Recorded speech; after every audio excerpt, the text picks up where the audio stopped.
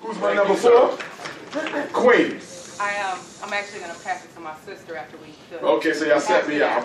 No. Go ahead, Queen. All right, Dr. Umar, my name is Diane. Resident here in Kansas City, and I am one of those ugly black feminists that you are not a fan of. So I appreciate you coming here to Kansas City, and I figure if I'm going to have something to say, I'm going to say it to your face. So I do appreciate you addressing my concerns regarding anti-LGBT rhetoric and anti-feminist rhetoric. So I appreciate you saying that up front. So my question is, the exact definition of hate speech is speech that offends, threatens, insults groups based on race, color, religion, natural origin, sexual orientation, disability, or other traits. That is the definition of hate speech.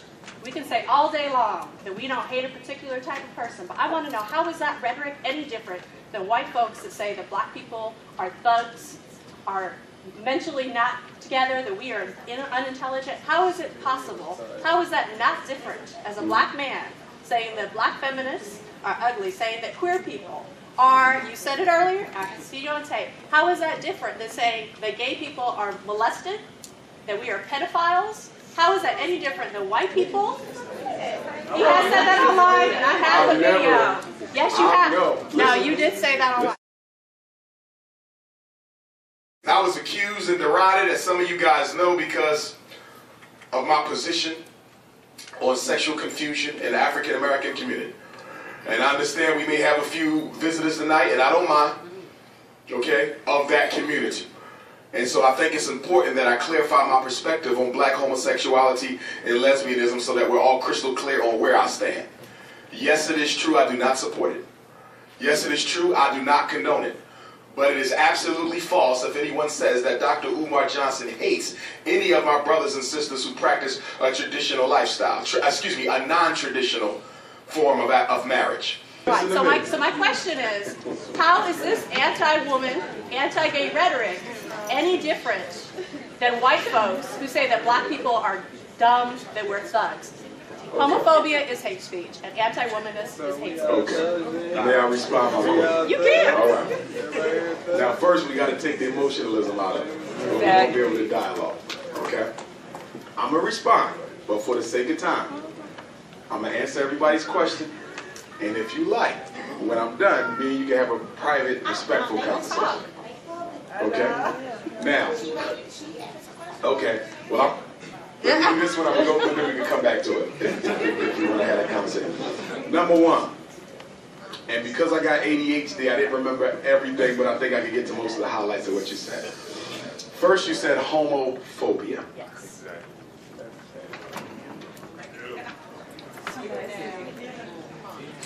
Oh, you're going to tell me that it's a mental illness from an outdated DSM-3 that was abolished in 1973?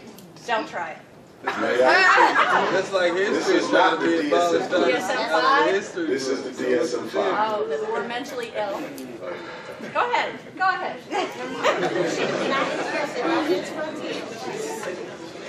I just want to hear you answer the question.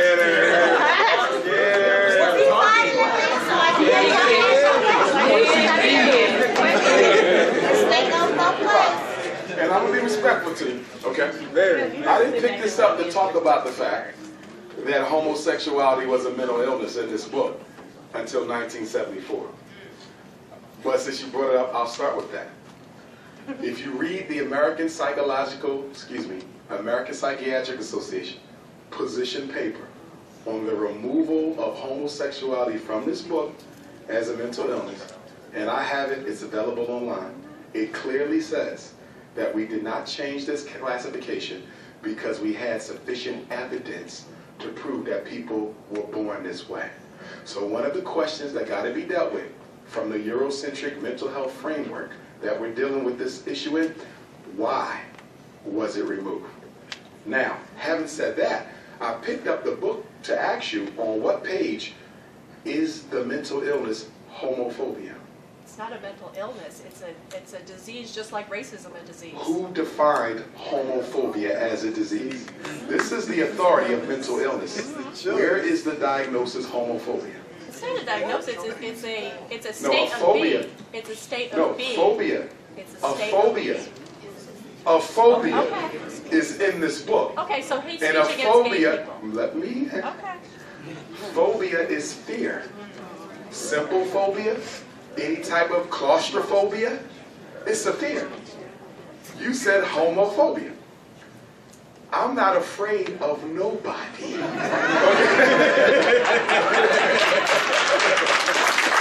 Okay?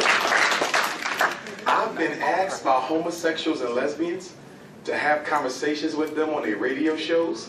I normally accept the invitation for respectful dialogue. I don't run from the opportunity if it's going to be respectful. Now, I stand by my position as a psychologist, as an educator, as a therapist for normally 20 years. And in 95% of the cases of gay and lesbians I personally know and met and worked with, most of them were victims of sexual abuse as children. I'm speaking not what some white person wrote in some research study. I'm telling you what I know. Amongst black folk, it is a pathology born of childhood sexual victimization. Denial is at the root of all mental illness. It's easy to say, I was born like this, so I don't have to deal with the pain that triggered it. Now,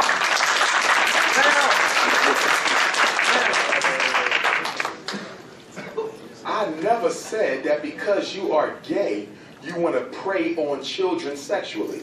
Now, do you have a strong case of homosexuals and lesbians who prey on children? Look at the Roman Catholic Church. We don't have to debate whether or not folks who are sexually confused who may also prefer children. But am I going to wholesale indict the whole population and say because you gay you want to molest children? I've never said that. I've never said that, and I never will say that. I'm very responsible with my words. Now, you drew a comparison that I want to disagree with. You said, how is me disagreeing with homosexuality, how is that any different from the white man saying black folks was dumb and stupid and this and that? You know what the difference is? Well, that was lies about us. That could be proven. You're wrong.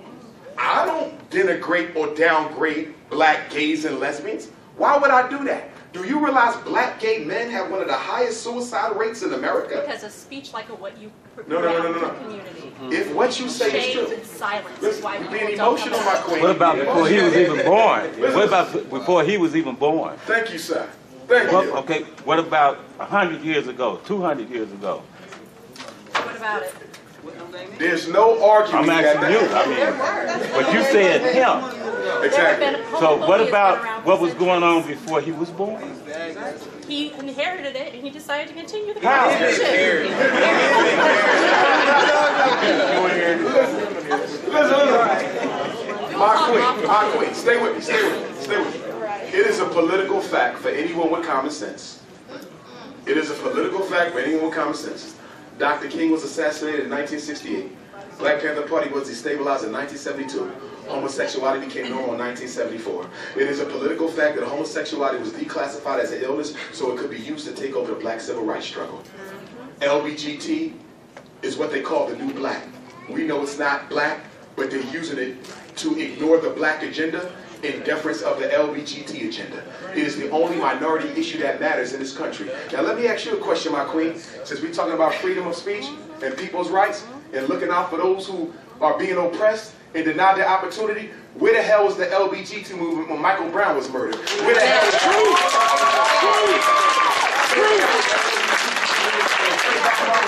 Where was y'all? Y'all don't speak out against what goes wrong with black folks. Answer that for you. No, y'all don't. I've been to Ferguson. I've started organizations here, and maybe You're talking about you. I'm talking about that movement. Guess what? The 3 women that started Black Lives Matter, both Patrice and Alicia, are queer black women, and they are You're making talking sure. about individuals. I am talking I'm about 3 your women. population. I am talking about 3 women that started this movement. Speak out against white Yes, supremacy. they do. And the Yes, reason they do. LGBT does You're not, I'm not talking about you as an individual, I but the you reason are why incorrect. the LGBT movement does not speak out against white supremacy is You wanna because they bet? are a part of it. Here's my number 4.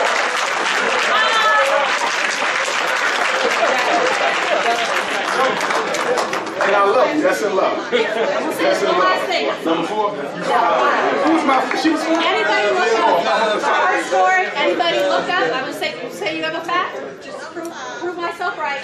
Look up the her story of the Black Lives Matter movement, and you will see that the 3 women that started that are feminists and 2 are queer, and they are not about the liberation of black people. It's about the liberation of gay people and the liberation of What's the word saying? Before I go to 5.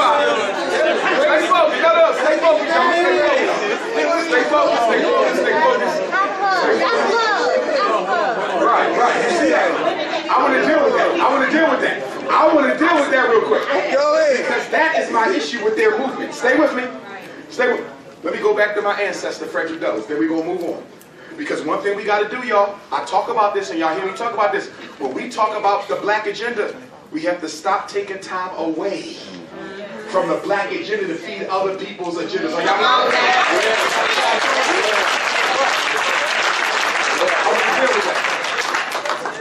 I want to draw a parallel, respectfully. When Frederick Douglass was fighting for the right for blacks to get the vote, Susan B. Anthony and other white feminists told Frederick Douglass that you should not let the black man get the vote until the white woman get the vote. And Frederick Douglass said the struggle of a whole race ain't got a damn thing to do with your struggle against your man.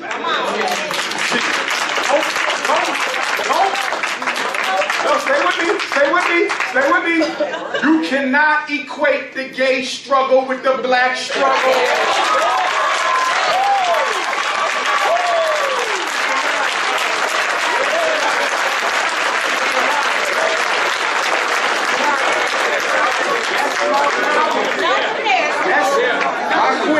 That's our problem.